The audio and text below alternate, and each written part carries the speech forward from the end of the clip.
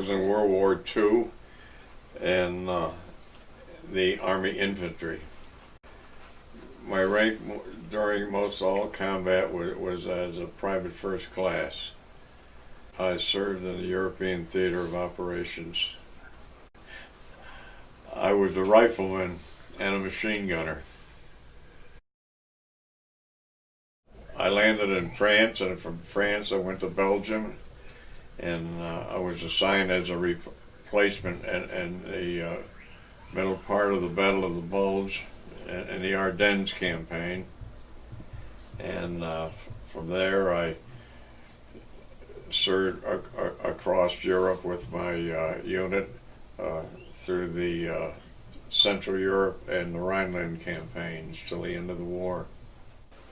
Actually, I volunteered at the time in World War II. It was the period of the draft, and on my 18th birthday I volunteered for active service, and as a volunteer, and left after graduating from St. Mary's Academy. I left for military service. I joined the service because I felt an obligation to defend my country and to follow in the footsteps of my father and brothers who already had served with the military. I selected the Army, and the Army selected the infantry for me, like many hundreds of thousands of young people. Well, you reported the basic training. First I was assigned, I went to Fort Dix, New Jersey, got about 35 shots in the arms and in the buttocks, and was given a shovel and went out with a couple of thousand guys shoveling soft coal from one pile to another to work all the stuff in your system.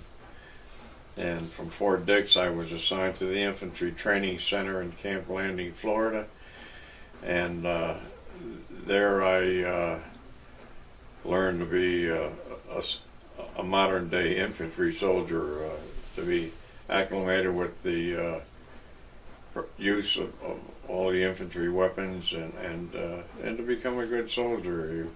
You were well indoctrinated 24 hours a day, and you were given training in the regular infantry and guerrilla warfare tactics, the utilization of all the weaponry, and you learn to the old orientation they give you was, you live with that adage, you had to become a soldier and learn how to kill or be killed, and that was the infantry.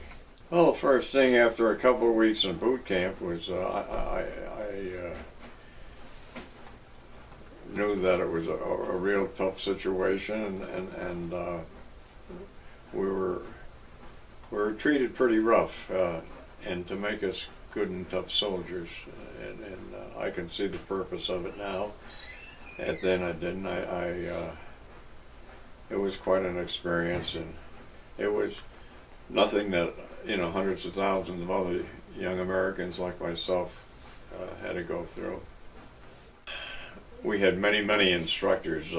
You were based on an infantry company type level. You had squad leaders and platoon leaders and company commanders, and I can always remember a little corporal who had spent about 5 years in the Army, and he used to brag about his overseas adventures, and we found out his overseas duty was in the Panama Canal Zone, and I always felt that if I found him after the war I would teach him a few lessons, but I never ran into him. Following World War II, as you know, they asked me to join the local National Guard again, and I joined the Guard, and at that time we thought we were going to be federalized to go to Korea, and unfortunately we didn't go, and I stayed in the Guard for 5.5 years, and I served as a battalion, or as a master sergeant, as a battalion sergeant major, and then I was commissioned as a warrant officer. And unfortunately, because of my duties in civilian life, as the Deputy Civil Defense Director, I was being paid most of my salary by the Department of Defense, and I had to make a choice back in '52 to either surrender my commission or to quit my job. And I had a family and a young family at the time, and so I resigned my commission and ended my military career, sadly, at that time. Well, I came in on the latter part of the Bulge as a replacement into my infantry unit, and I was assigned to the 2nd Battalion of the 83rd Infantry, the 330th Infantry Regiment of the 83rd Division, known as the Thunderbolts. And it was a scary ordeal at the time.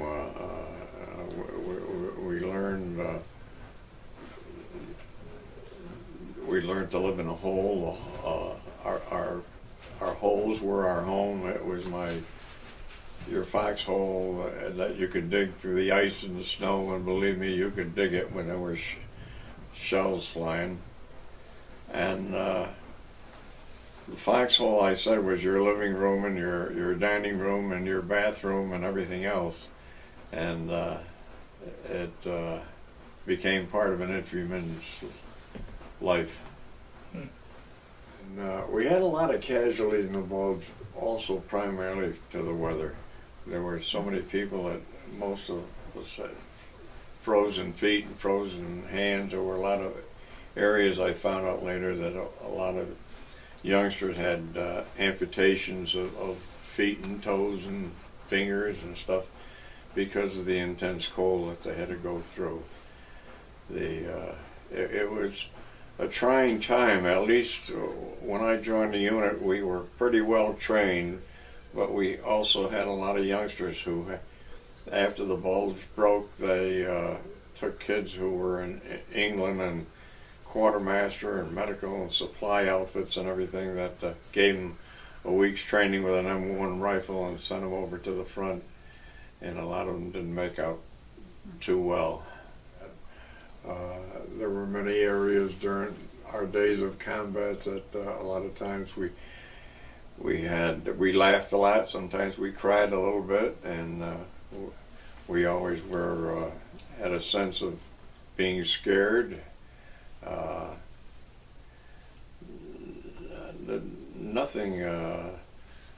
The worst thing was probably in losing people that you knew. You probably weren't very close to, but when you lost members of your own unit, this was probably the most tough part.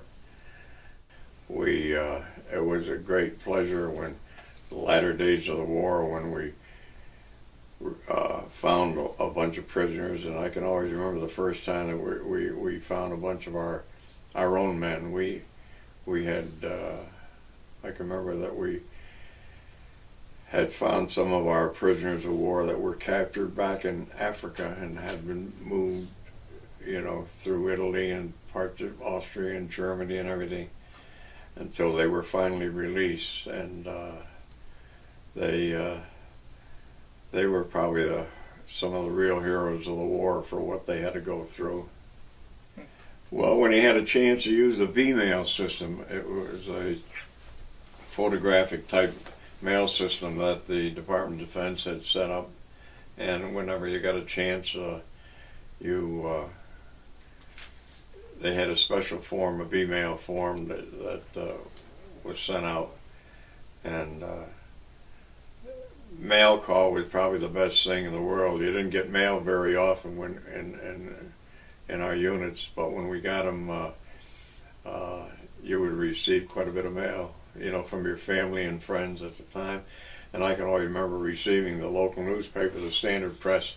You might get 3 or 4 copies at once by the time the mail would catch up to you in your units. But whenever you had a chance, you had these V-mail forms, and you would fill them out, and company headquarters would guys, the company clerk or stuff, somebody would get them and put them in the mail for you. In the infantry, your primary diet was K rations. We lived on K rations, and these were breakfast and dinner things that were put in a waterproof wax type box, and we used to break them apart and put them in our battle jackets and stuff. And in the normal thing, you've got a small, like a small can of, say, of bacon and eggs, or some corned beef hash or something. It was something like a small tuna fish can. And you got a package with 5 cigarettes in it, a piece of raisin bar or a small piece of chocolate, and a roll of toilet tissue, and that was your meal. And that was a K ration. And we lived on K ration most of the time when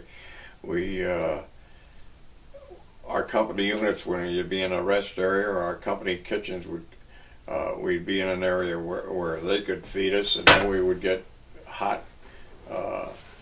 we would get served a hot meal of hot dogs and beans or something, and C rations to us in the infantry were like a Thanksgiving dinner when you got them. They were so much better. They came in regular cans and stuff, and most of the people in the tanks and stuff like that had them. They had the best type food, and but it was always good when you were near our company kitchens where they could give you a meal. It wasn't too often. You primarily lived on K rations, and darn glad to get them. Well, that was up to the people in the rear areas to do that. We had nothing to do with the supply unit. It was up the rear echelons to get us equipped with all the essentials that we need, with ammunition and food. Well, I guess it was successful. It would probably be hard for you to understand, but it worked out very well. Most of the time we had enough to live on and enough equipment to fight with. There were certain experiences, like the cold weather we had, like in the latter days of the Bulge that I was in, with people freezing, their hands and their feet and everything. And after the Bulge was over, after most of our fighting was there, and we went into a rest area, and the Army equipped us with the special boots, like hunting boots with rubber bottom and leather tops and stuff. And I remember getting a pair, a little big for me, and you try to walk with them, you didn't go too far. And we were glad to get rid of them, but they came too late. If we had them during the Bulge area, it would have been great. And in the same way with a protective clothing, after the Bulge area, when the spring started to break, they issued us these sort of a sleeping bag. And if I can use the terminology, we call them fart sacks in the infantry. And it was a full-bodied thing, with a waterproof cover and lined with a blanket that was warm. And they weren't too practical for the infantry, because you were afraid to crawl in them. And my best buddy, Marshall, when we got them, I can remember one night we after we got them, we were on a final resistance line, and we tried them out. And I took mine and I cut 2 armholes in it, and I cut the bottom part out for my feet. And so if I had to move with them, I could move. And I was kidding them, and we were laying out there in our slit trenches, and I said to him, "Are you comfortable?" And he said, "Yeah." And I said, "I want to tell you something. One of those crowds could just come over with a bayonet and go and you'd have it, you know. And the first thing I know, I could hear his zipper going down. And after that, he did this. He modified his sleeping bag the same way I did. We only used them a short time and threw them away because they were a pain in the rear. We, you know, to try to transport them and everything else. Our favorite thing in a foxhole was we all, most of us carried like a half a blanket on our belt, and in the foxhole you could take and if you were lucky enough to have a can of dubbin, which they used to use to waterproof your boots, and we would take a piece of stick and rub it in the dubbin, and it'd be like a candle, and we would light it, and you'd be in your foxhole with your rifle, and you would cover your shoulders and stuff with a blanket, and you had a heating system, you know, and it worked out very well. You'd be surprised how soldiers can modify things to fit themselves in. And it wasn't all, you got to remember the whole war, like I say, we had a lot of laughs, we had a lot of times we felt pretty bad, but you weren't actually fighting every day.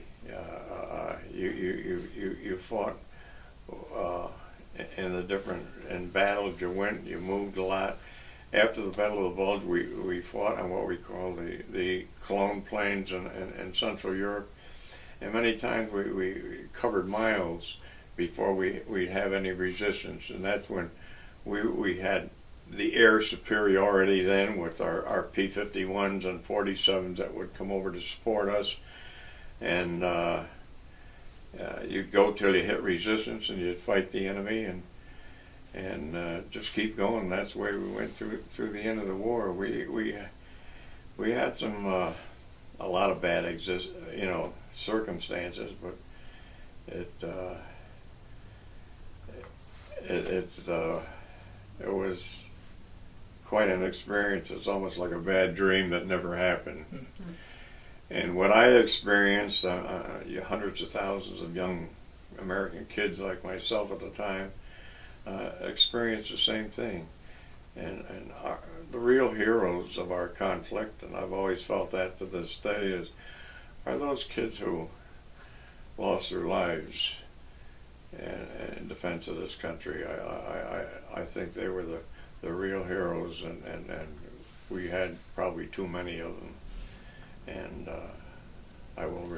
those are the people I'll always remember in my war experiences.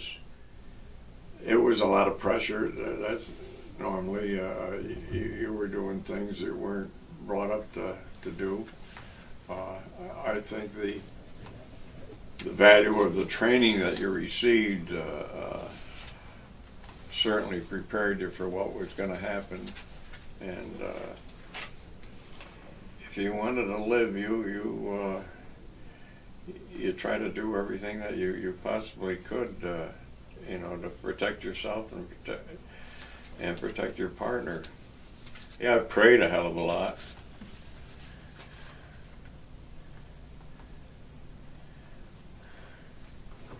To you that my military experience started when I was 16 years of age.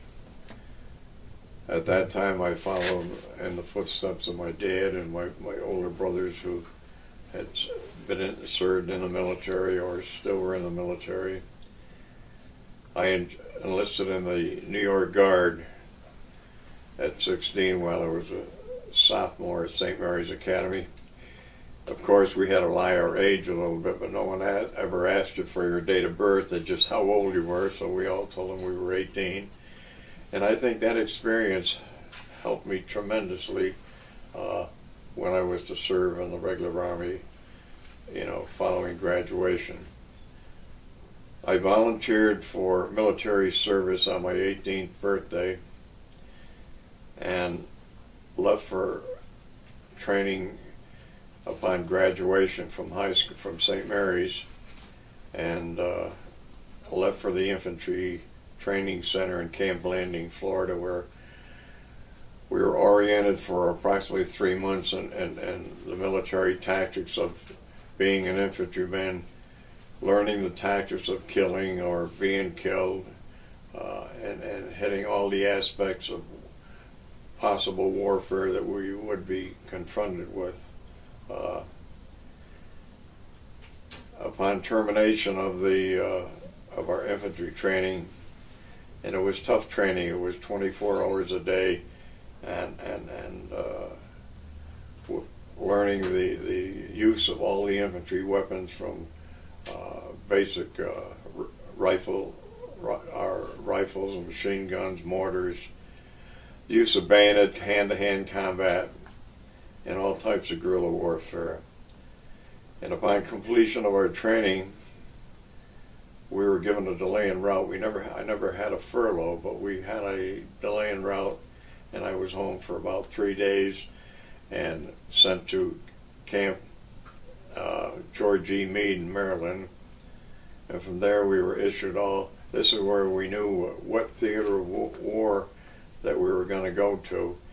And the day that we received our new clothing and new weapons, I happened to get the winter clothing, and I knew darn well that I was heading for Europe. And we got new rifles. We oriented zeroed in our rifles, and we had our duffel bags. And the first thing, we were there only a few days, and moved out about 2 o'clock one morning on a special train in New York City, where we loaded on to the Queen Elizabeth. The Queen Elizabeth, we had over 20,000 basic troops heading for Europe, and we said goodbye to the Statue of Liberty, and were on the seas for about 6 days. We were supposed to come to Liverpool, and someone said there was a submarine scare, so we went around the whole coast of Ireland into the Firth of Ferd in Glasgow, Scotland.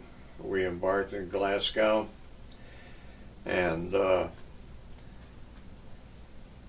on some freight cars, and went all the way down into through Scotland and to London and Southampton. Southampton, we boarded naval vessels and crossed the English Channel into France. And from France, we were assigned to an area in Belgium, where they separated us into the units that we were going to be assigned to. And I was assigned to the 2nd Battalion of the 330th Infantry Regiment of the 83rd Thunderbolt Division. And it was only a matter of a couple of days where we received our baptism of fire in the latter stages of the Battle of the Bulge. And let me tell you, we learned how to be a soldier again in a realistic way. We learned that we could live in a hole in the ground and survive. We never heard of anybody that ever had a cold or pneumonia or anything else, but everybody froze. We had frozen feet and frozen legs and hands. And a lot of our casualties actually were not so much even by enemy gunfire, but it was also by having pieces, fingers and toes and stuff amputated because of being frozen. After the termination of our experience of fighting in the Battle of the Bulge, we went into a rest area, and we were getting prepared we had to repel the Germans at that time. Our big problem in the days of the Bulge, we couldn't get any of our fighter planes over to give us the protection to fight against the enemy because of the weather conditions and everything. But when it broke, boy, it was happy to look up in the air and see those 41s and 47s and 51s to come over to blast the hell out of the Germans. And after the Germans took full retreat, then the second cycle was we went into a rest area where we were given all the extra equipment that we needed and new ammunition and everything. And we started the second campaign that I was in, called the campaign of Central Europe. From there, we really started. We had all types of support from aircraft and everything, and the days were going by fast. We went across Central Europe pretty fast. Then the Germans were going in a retreat. Not that they weren't fighting, but we had days when we wouldn't be in any battle situation at all. We'd be actually chasing the enemy, and until they stood ground, and then we had some real bad battles. And from there we went into the latter campaigns of the war, which was classified as was a Rhineland campaign, and that was the last campaign of the war. And we had some major battles there, the battles of the Harz Mountains. I can always remember that in the Harz Mountains, we came into this little town in the mountains. Or it was a good-sized town. They called it an open city, and it was Bad Harzburg. And there they had a big hospital town for German soldiers. Most of them were amputees there, and it was an open city. And from there we went back into the mountains, and we had a lot of resistance. We lost quite a few men there with enemy 88 fire.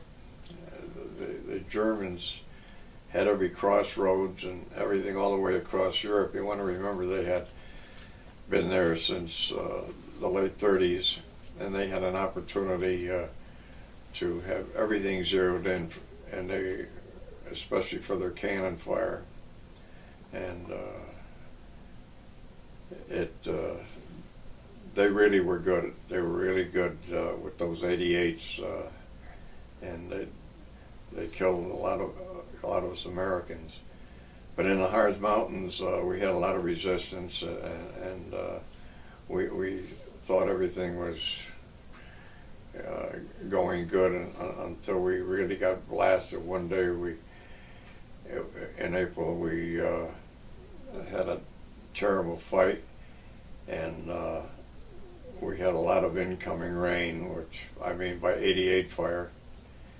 And in fact, I had a lad, I won't mention his name, but he was from Troy, and he was in one of our other platoons, and he had $1 million wound. He got hit in the stomach. It took the skin right off of his stomach, and it never broke any of the vessels and everything. We call that $1 million wound. And the medics got him out of there, and then the tankers, a bunch of tankers, come up to repel or to help us out with the tank cannon fire. And I can always remember the guy coming out of one of the turrets of the tank, and he said, "You know, I got some bad news for you guys." He said, "President Roosevelt died this morning. I just picked it up from the BBC." And it didn't go across too well. We were all like 18 and 19-year-old. We weren't even old enough to vote, you know. We didn't get involved with the politics. We said, well, that's too bad the president died, you know. But here we are fighting, so we didn't get too excited about it, you know, at the time. And from there we went into the final stages of the Rhineland campaign, and we fought ourselves across the Elbe River, and we weren't too far from Berlin, and they held us there. And they made, you know, there was a deal done with the Allied headquarters that they would let the Russians take Berlin, and we could have taken it because we were there in that area before the Russians. But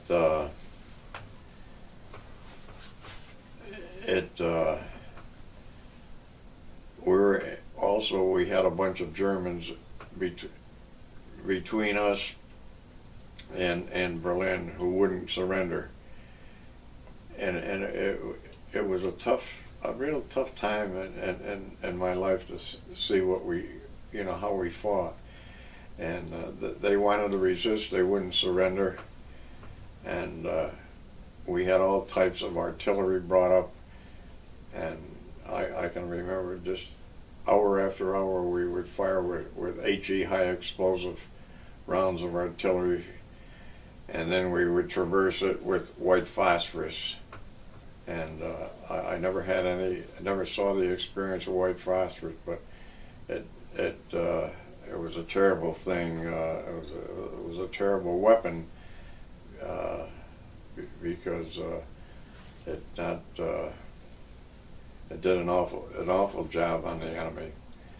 And after that, they started surrendering, and I forgot to tell you though that before we got to that area when we were still in the Harz Mountains, we found some of the places where the Germans had dugouts and everything, and I can remember being so tired that in one of the holes that they had, I laid down on this it was burlap on a bunk, like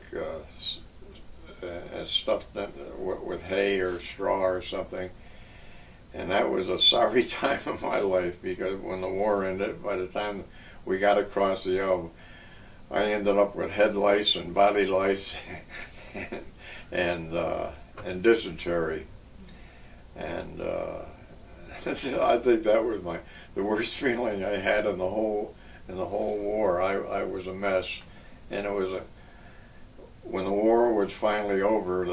I think one of the happiest things was when they took us and brought us to a special station to delouse us. They deloused us, cut our hair off, and we went through a whole process of being cleaned up and issued, and we got our new Eisenhower jackets and uniform. We got everything from underwear to boots and these Ike jackets, and we thought the world of having one of them. And that part of my experience of the war was pretty happy. We knew that the war was over, and one of these days we would be coming back home. After the war, we had the infantry set up the military government. There was no civilian government. The military was under martial law, and there was even a fraternization policy. We weren't supposed to even fraternize with the German population or anything. And then our unit was sent down into from the area in the north to Bavaria when the war was over, and we set up military government there near Passau, Germany. And my company was in a little town called Waldkirchen, and we had a prison war compound that we had set up there, and we had about 700 Hungarian SS troops, and we had about 500 women too, of German soldiers impounded separately, of course. And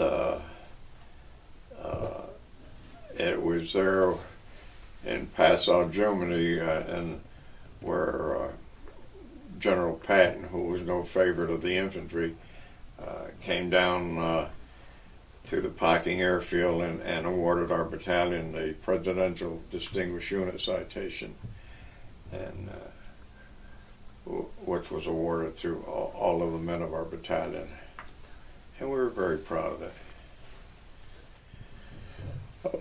I'm damn glad to get back home, I'll tell you that.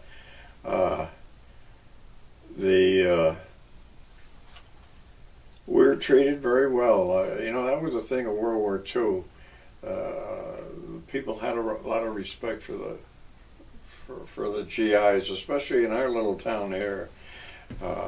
Our town had given so much of its youth to the military and all the branches of the service, the Air Force, the Marines, the Coast Guard, the Army, the Navy, and we made a lot sacrifices, and the people here made a lot of sacrifices because they certainly worried about us, communicated with us, and when we did return, they welcomed us with open arms, and this didn't happen after other areas like Vietnam and stuff, where GIs were, if you were in the military, you weren't treated very well. We were spoiled sometimes, but we were very proud of our service, and the people in our families and our hometown were proud of us. It's a hard thing to relate here 70 years after the incident. I can't really tell you the real pitfalls and stuff that we had. I wish I could. I wish I could tell you about my partners that I had in combat and stuff. One particular guy from Auburn, New York, he was 5 years older than I. He was 25, I was 18, and I was like his father. He was married and had a baby at the time, and we met in Camp Landing at the Infantry Center, and we went through all combat together. He covered me, I covered him, and we kept this association. We were closer than brothers, and right through, even through after the war. And the war was proved to be too much for him, and he developed a lot of problems after the war, and we used to get together quite often, and he lost his daughter when she was a young mother, and this was almost the end of him, and he died, I guess, with a broken heart. But the poor guy, he had a lot of problems when he came home. He was still fighting the war, and I was very fortunate because I had a young lady from Hoosick Falls who was one of the head nurses of the VA in Syracuse, and she helped me get him into the hospital. He spent about 6 months, and he recovered quite well out of it. And this was a guy who was part of my life all through combat, and I was of his. And he's still in my mind and my prayers, I'll tell you, because many times neither one of us probably would have made it without the help of each other. It was so important. And he was very important to me, and all through our days of fighting, we shared everything. We shared stories, and I can always remember one particular time. Things got so hot, we were getting the hell knocked out of us, and he said to me, "Could you teach me a prayer? I've got to tell you this." And I'll always remember it. And I said, "Why?" He says, "You know, I was brought up as a Lutheran, but I never went to church, and I never knew many prayers." And he says, I wish you could teach me a prayer." And I taught him the Hail Mary and the Our Father. And let me tell you, years after the war, when we'd be together, and in the evening he said, "Can I say my prayer?" And I said, and he'd say the Our Father and the Hail Mary to me. And he said, "I'd say it every day of my life after that." He said, "I had to have something to lean on with a prayer." And he said, "The only prayer that I knew was, 'Now I lay me down to sleep.'" And that wasn't quite appropriate in the field of combat. I had to relate that to you. But he was very important. We were very important to each other all through combat. And but it was quite an experience, and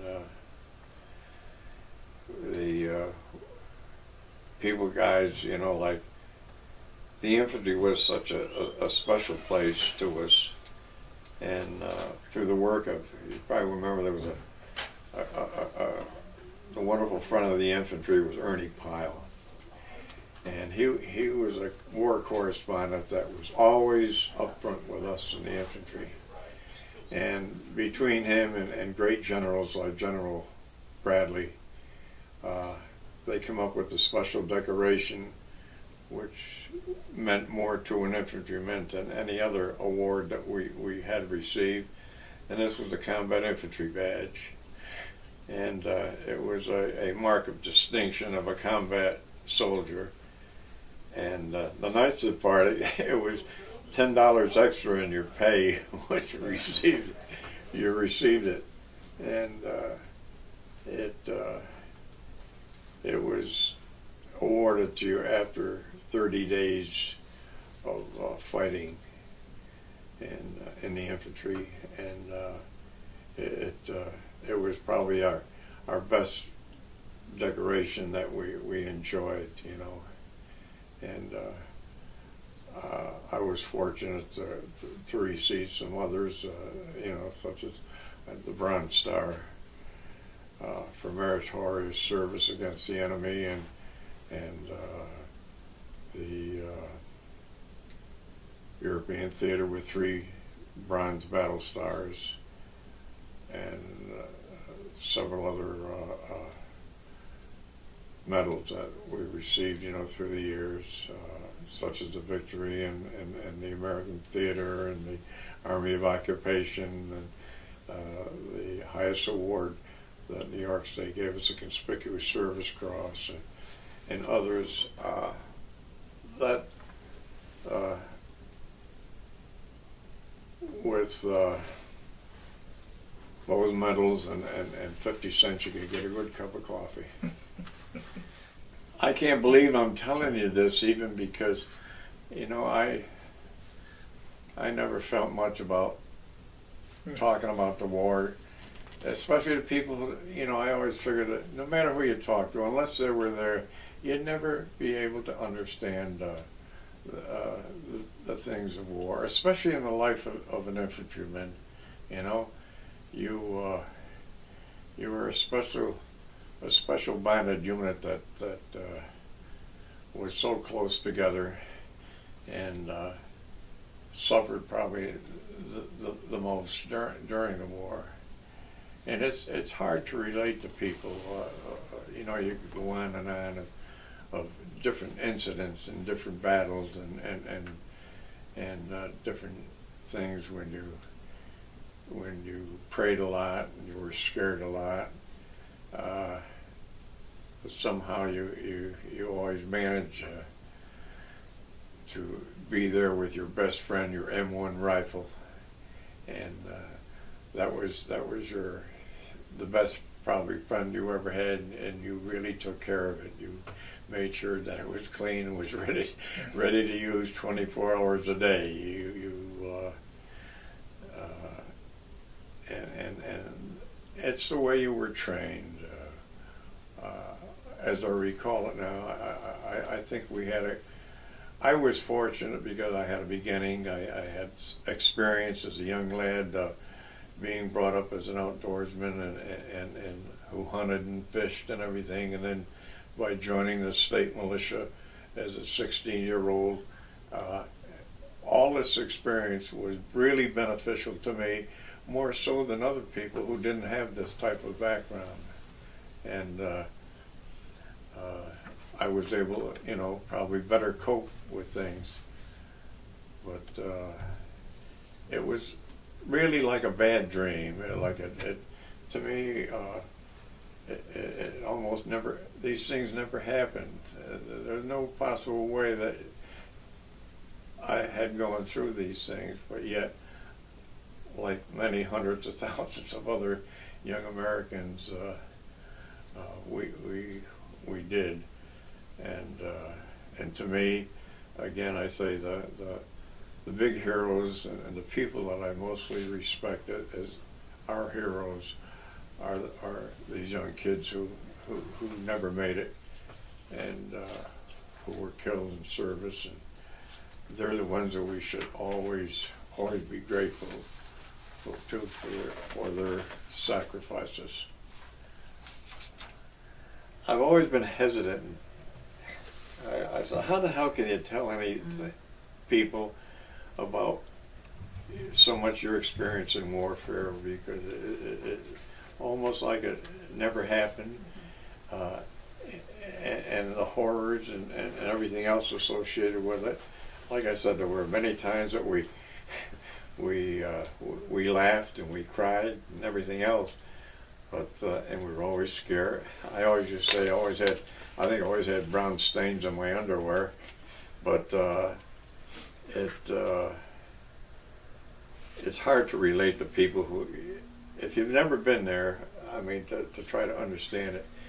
The best probably thing, I don't go to the movies because I can't see the movies anymore, but the last movie I went to, I never went much to war movies, but I did.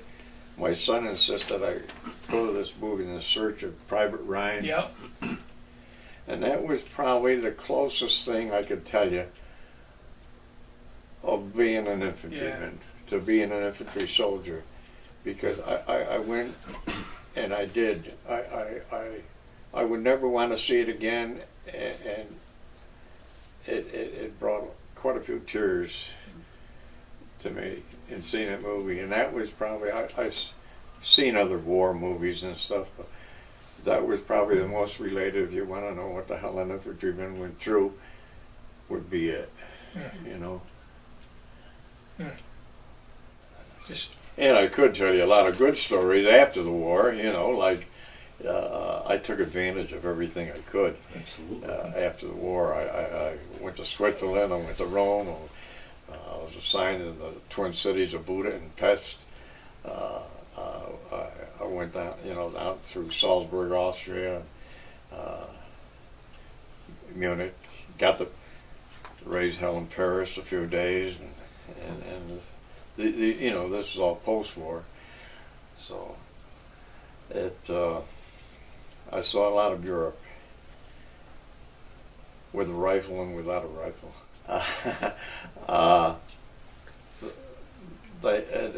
In Salzburg, they had a place called the GMC, and that's where King Ludwig had, he had a castle out in the water, and it was a beautiful country, I mean, the war was all over and everything, and my son was over there skiing when he was 16 years old. I was so happy to see him get a chance to go over, but there was no fighting there, and then down through there they had where Hitler had his eagle's nest, and stuff, and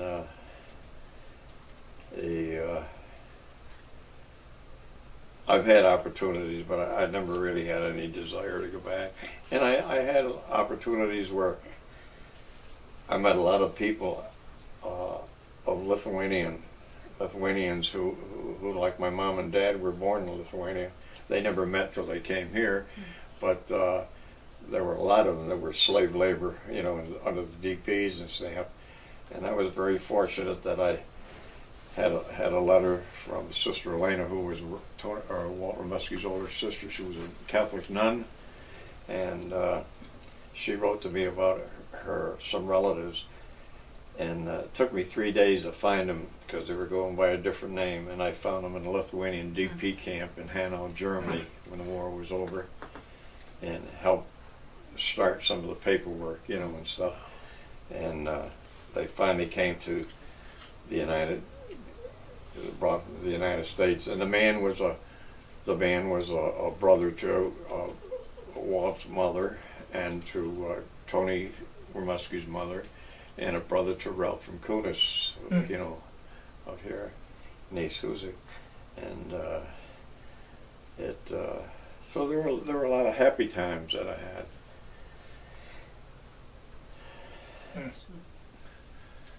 Well, it was a different atmosphere. We were threatened. Our country was really threatened with Hitler, and we were more afraid of Hitler, for a long time, because she went and took over all of Europe, and then boom, the Japanese hit us in the back door at Pearl Harbor, and I think we had a real sense of patriotism and love of our country that we all wanted to go. Everybody wanted to join the service. Everybody wanted to get in and fight to protect those, rights that we had as Americans, and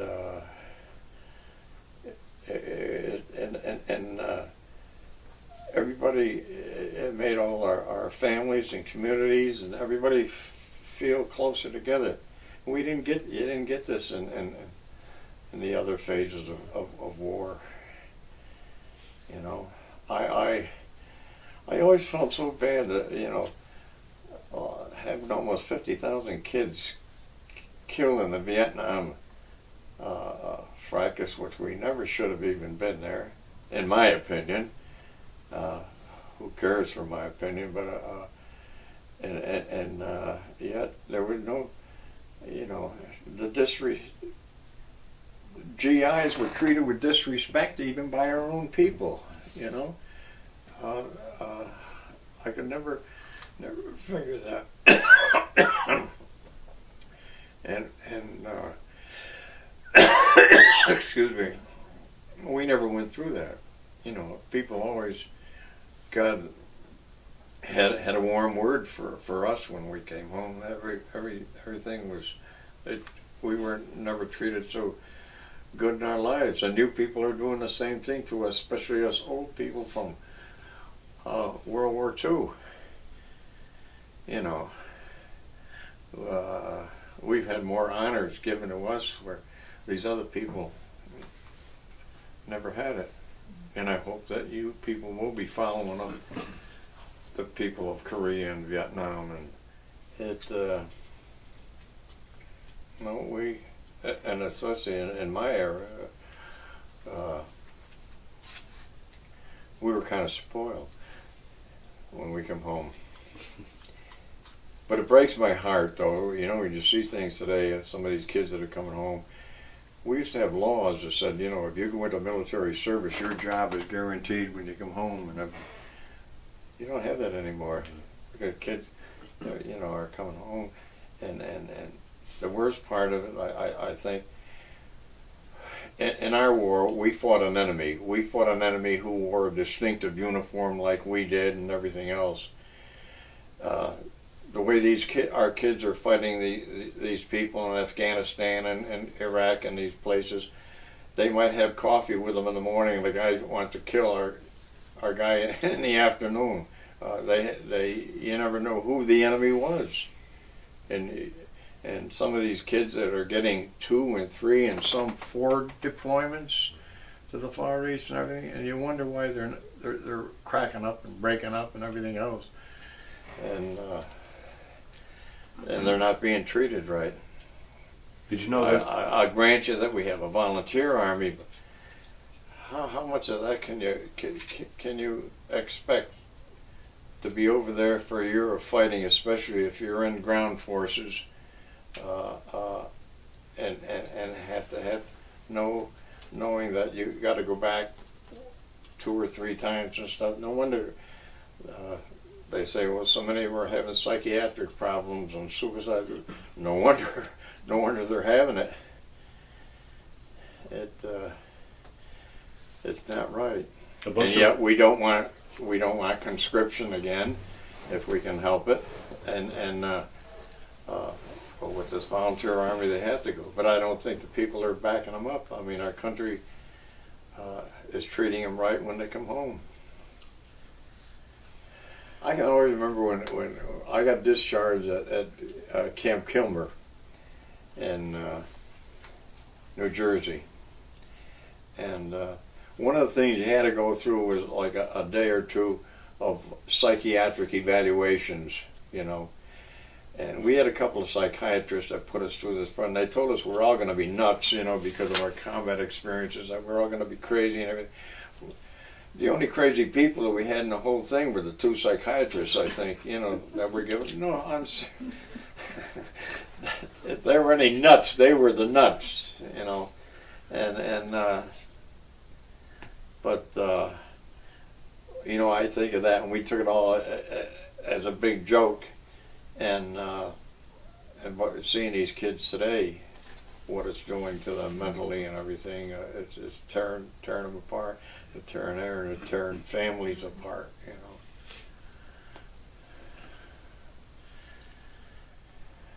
Just one experience that it's hard to believe that it ever happened, and I'm very thankful that I was fortunate to come through and marry my high school sweetheart and have the family that I have, and 5 grandchildren and 5 great grandchildren. Nothing more I can ask of life.